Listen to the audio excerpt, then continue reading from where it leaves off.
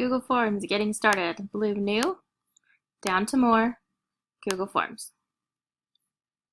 Step 1, name the form. I'm going to call it generic form. If you click off the name, up here at the top, click title, and it will automatically pick up that name. Question 1, you should always start with asking the students what class period they're in. Always start with asking students what class period they're in. I would make sure you suggest all 7 choices.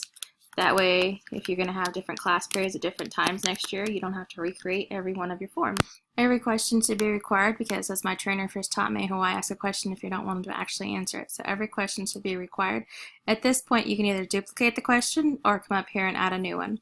I personally prefer to duplicate because it makes my life so much easier. The second question you should always ask your students is, what is their last name? What is their last name and then their first name? You should always ask these as separate questions. That way, you can sort them when we get to the sort field and we get their information. So duplicate that one and make this one a first name.